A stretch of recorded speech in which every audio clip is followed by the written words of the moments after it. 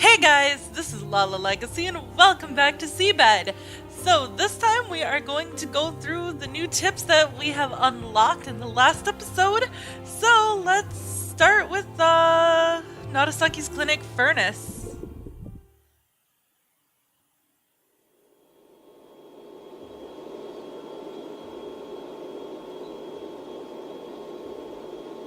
After the bath, Sachiko came to the furnace room.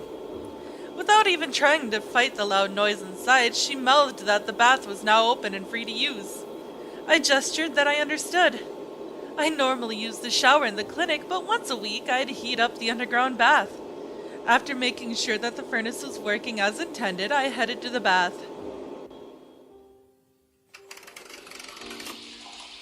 Oh, that's pretty! Upon entering, I washed myself off, then stepped into the hot shower. I lowered myself into the water, it's not shower, water, sorry. Excuse me. I lowered myself into the water, letting my hips, shoulder, and neck be completely immersed, with only my chin remaining above the surface. Heating up the bath was a bit of a pain, but the payoff was more than worth it. But that initial tedium was exactly what made finishing it so satisfying.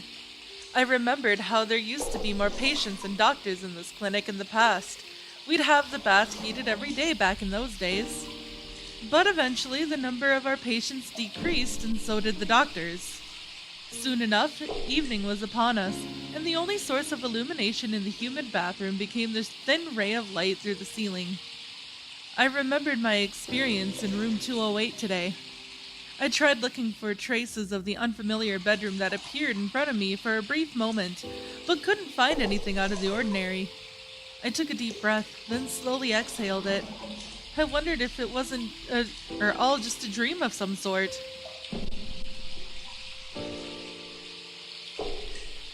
I felt like I heard something, prompting me to strain my ears. I could quite clearly hear the sound of drops falling to the wet floor, but somewhere in the distance, I felt like I could hear voices. It was just a feeling, though. I splashed my face with the hot water. I was probably tired. Now that I thought about it, the only time I slept over the past few days was that one time when I lost consciousness for an hour or so.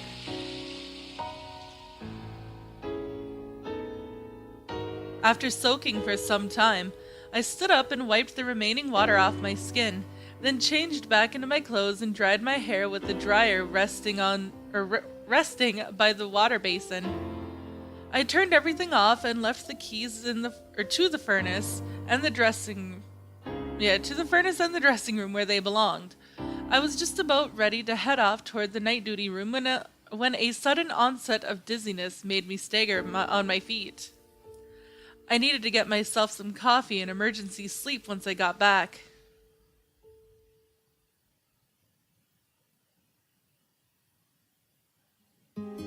Alright, so that was the end for the furnace, I guess. So then next, we are going to do night duty room. Here we go.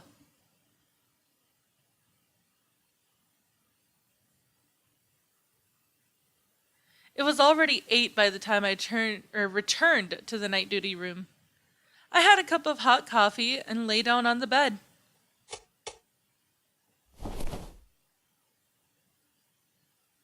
I turned on my back and closed my eyes.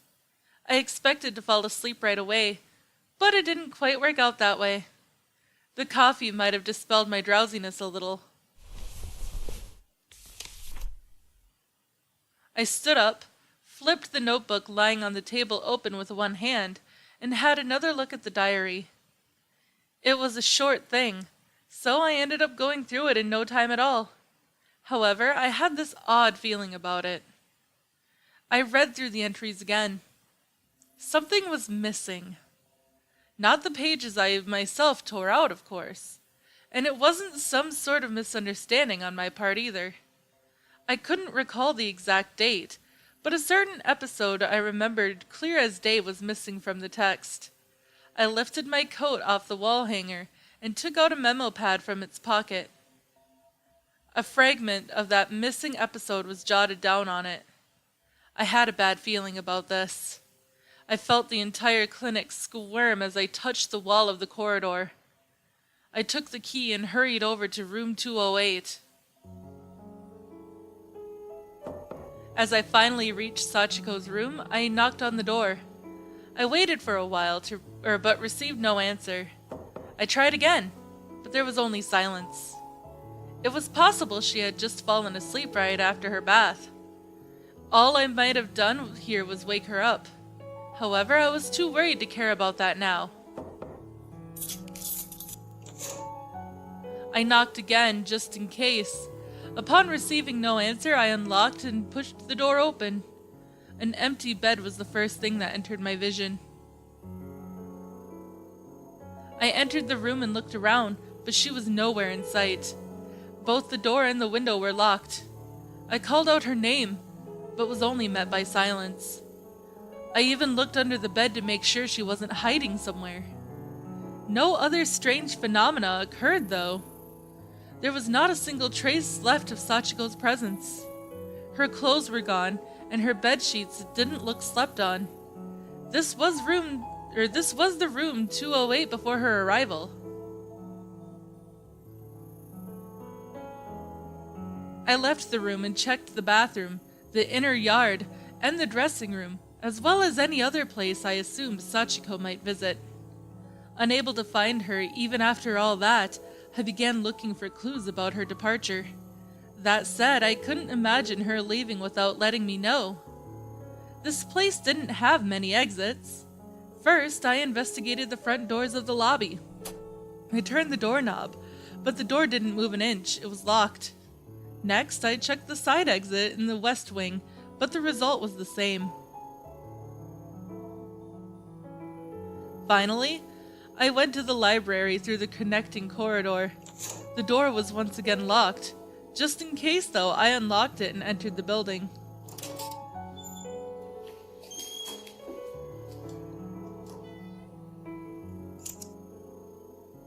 I took out a penlight from my chest pocket and used it to guide my path. I descended the spiral staircase, reaching the big doors by the counter. That was the last exit that could lead outside. I tried turning the doorknob. The door let out a metallic creak, but otherwise remained motionless. The doorknob refused to budge.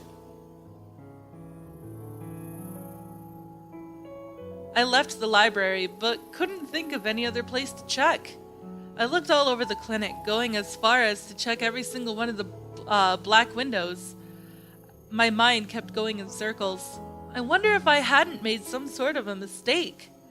I kept retracting my memories, going all the way back to the first time Sachiko came here. As I gave up and returned to the night duty room, the clock had just struck 4 a.m. I tried, in vain, to count the hours I'd been awake for. Either way, I was at my limit. I collapsed on the tatami floor and used the closest futon as a pillow. It took mere moments for my consciousness to be swallowed by darkness.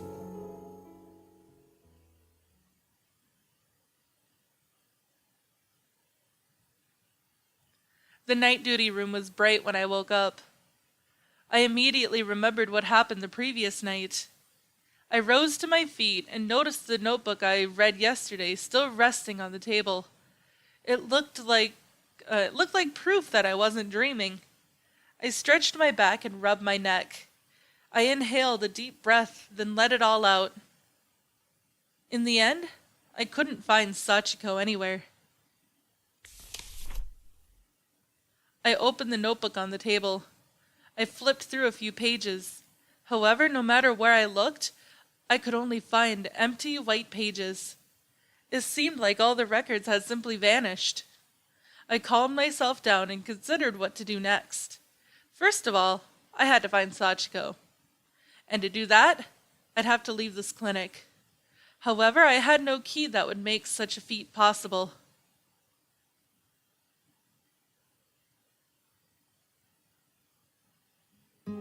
Wait a minute. Okay, that's a little confusing. What does she mean that she doesn't have a key that would make it possible for her to leave? Huh. Alright, give me 1 second. Okay, so we are going on to Memories, Flower Petal.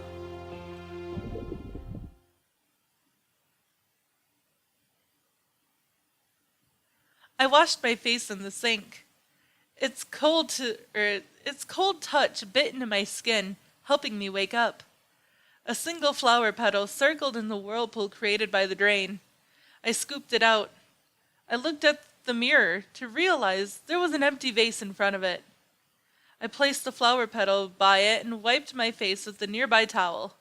I brushed my hair, changed into a fresh set of clothes, and left the room.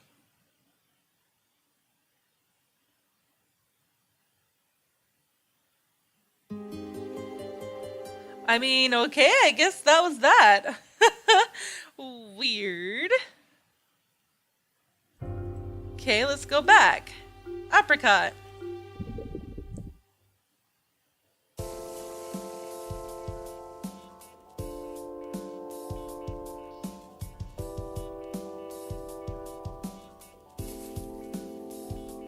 A waiter in a monochrome uniform came over to my table, so I broke my gaze from the red flower in the vase. He showed me the bottle I'd ordered. His attire reminded me of those models of foreigners they had in Western apparel stores. When I nodded, he placed 2 glasses on the table, filling them with drink. Both glasses seemed to contain the exact same amount of liquid, almost as if he had some volume calculator in his hands. Saying nothing else, the waiter left. "Is that apricot on the bottom?" Sachiko asked. She was sitting in front of me. There was a large apricot on the bottom of the bottle. I nodded. "This one is distilled from fermented fruit." "It's pretty strong," said Sachiko as she read the label.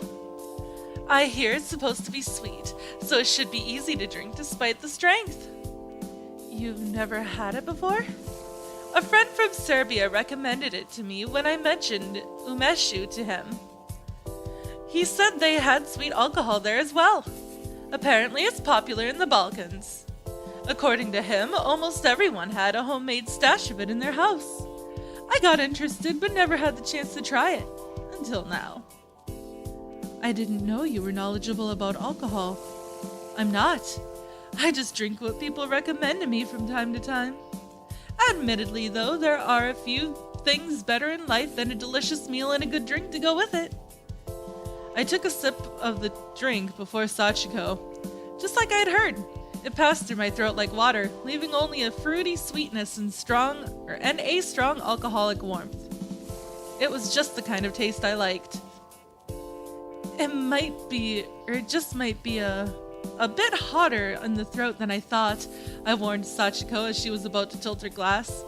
Sachiko took a small sip, only about 1/5 of the glass. "It is pretty easy to drink." She placed the glass back on the table.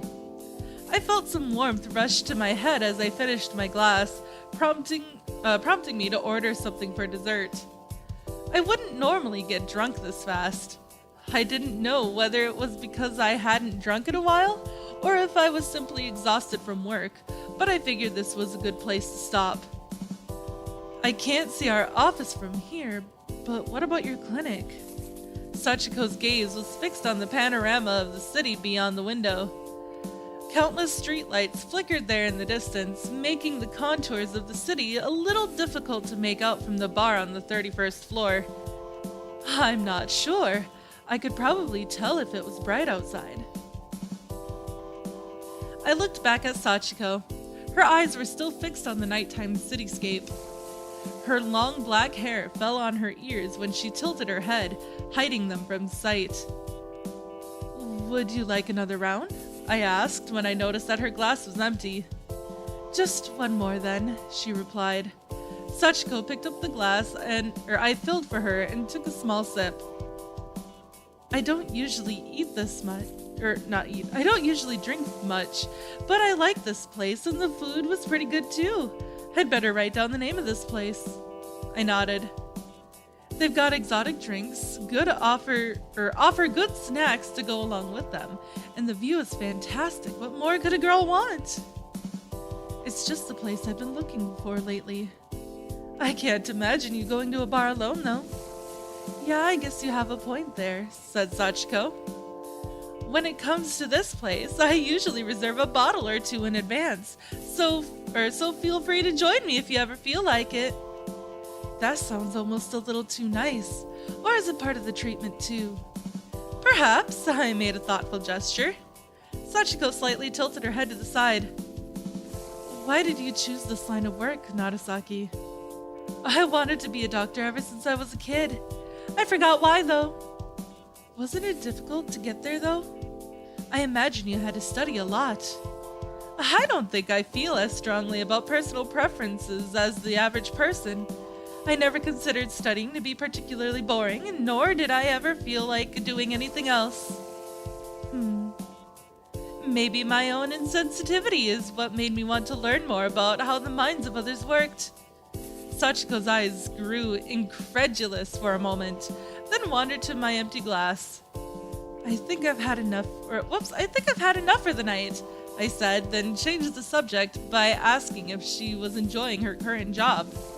After that, we spent some time discussing work.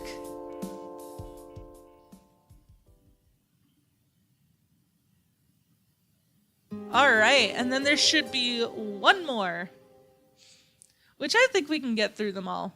So, let's go ahead. Water game.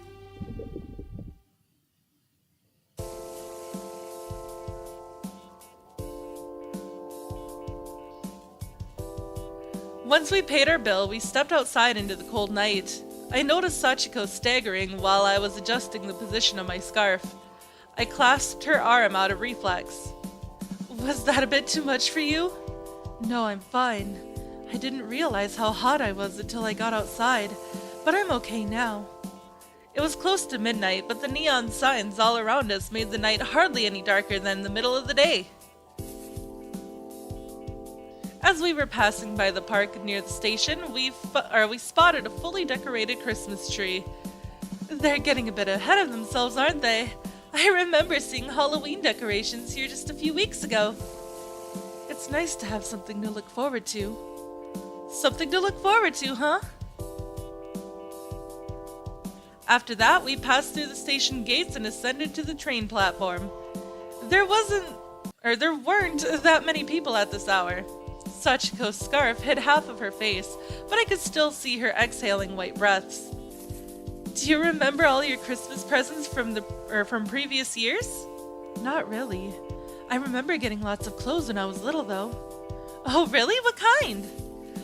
I recall a frilly skirt and some dress with a ton of ribbons. I wanted more clothes that were easy to move in, like the ones Takako used to wear, so I remember not being very happy with my presents. Your parents probably wanted you to grow up into the kind of lady those clothes would fit. Sachiko's clouded expression suddenly cleared up. One time, I remember getting this weird toy from Takako. It was a small transparent box with water where you had to get rings on a big coral by pushing a button that created a stream inside and swept everything around. Oh, I know that one! I've seen something like that at my hairdresser's.